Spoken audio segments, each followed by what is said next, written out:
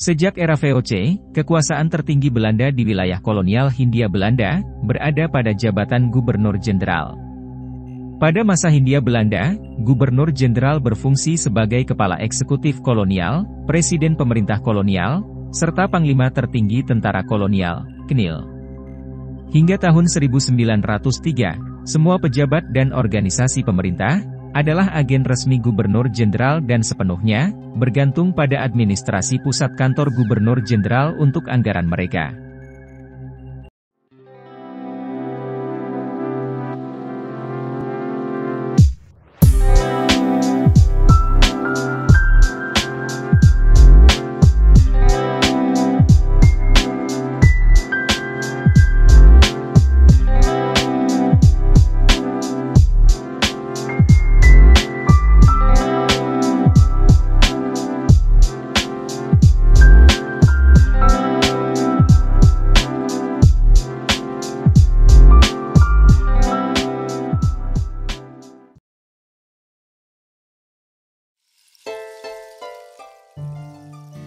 Gubernur Jenderal adalah jabatan penguasa tertinggi dalam pemerintahan Hindia Belanda. Konon, jabatan ini baru dibentuk pada tahun 1691. Sebelumnya, gelar jabatan ini lain istilahnya. Penguasa Hindia Belanda sebelumnya berarti hanya duta VOC saja, di Jakarta dan kemudian Batavia. Setelah bangkrutnya VOC pada tahun 1799, aset-aset VOC di Hindia Belanda diserahkan kepada pemerintahan Belanda, sehingga mulai saat itu, seorang gubernur jenderal benar-benar menjadi wakil dari pemerintahan Belanda. Jabatan gubernur jenderal hanya ada di jajahan Belanda di Hindia Belanda, di Suriname dan jajahan Belanda yang lain. Gelar ini hanya disebut gubernur saja.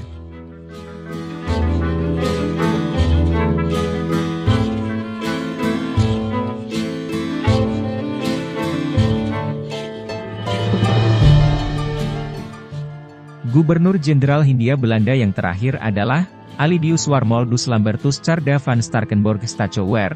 Ia ditangkap oleh pasukan Jepang pada tahun 1942.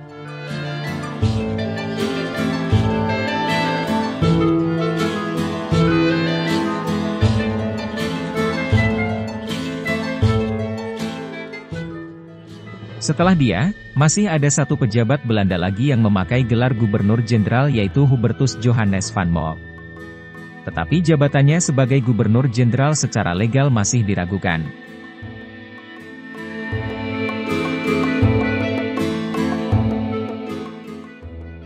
Kunjungan seorang pemimpin tertinggi ke suatu daerah seringkali menjadi momen yang sangat dinanti-nantikan oleh koloni dan perusahaan asing setempat untuk dapat pengakuan dari pemerintahan kolonial. Kunjungan ini seringkali bertujuan untuk meneguhkan kekuasaan dan pengaruh pemerintahan kolonial di daerah tersebut. Kunjungan Gubernur Jenderal dapat diartikan sebagai penguatan kontrol kolonial dan penegasan kehadiran otoritas Belanda di daerah koloninya. Pada hari itu, sejarah telah mencatat, tanggal 27 hingga 28 Oktober 1922, telah menginjakan kakinya, Gubernur Jenderal Hindia Belanda di Subang, yang dulu namanya, Pamanukan Encia Semlanden.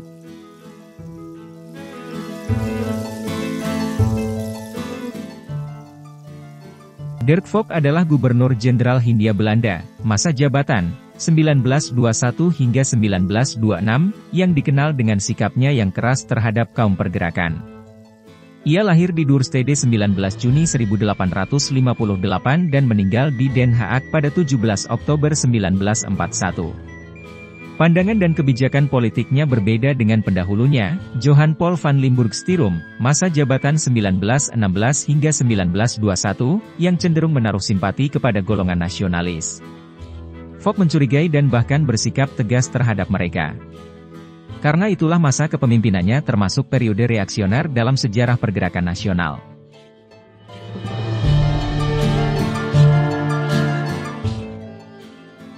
Gubernur Jenderal Hindia Belanda Dirk Vogt, didampingi Direktur Pamanukan Encia Semlanden, PNT Lans, bersama Mr. Hammond selaku Direksi PNT Lans, bertolak ke Batavia naik kereta api di stasiun kereta, Pasir Bungur Purwadadi. Usai kunjungan 2 hari 27 hingga 28 Oktober 1922 di beberapa tempat di Kabupaten Subang.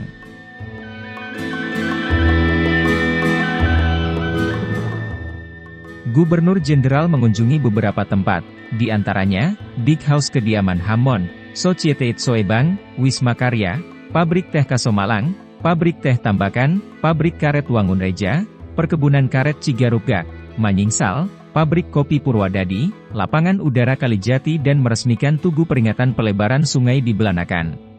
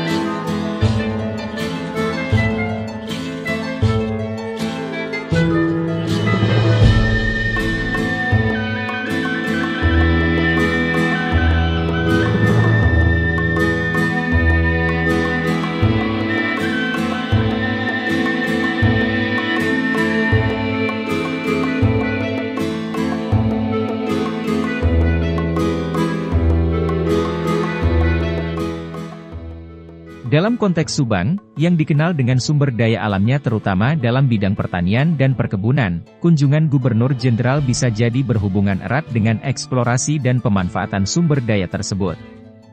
Ini bisa mencakup pengenalan teknologi pertanian baru, pembukaan lahan perkebunan baru, atau pembangunan infrastruktur untuk mendukung kegiatan agraris. Secara keseluruhan, kunjungan Gubernur Jenderal Hindia Belanda ke Subang, bukan hanya sebuah acara seremonial, melainkan juga momen penting, yang membawa berbagai perubahan dan dampak bagi perusahaan PNT Lans.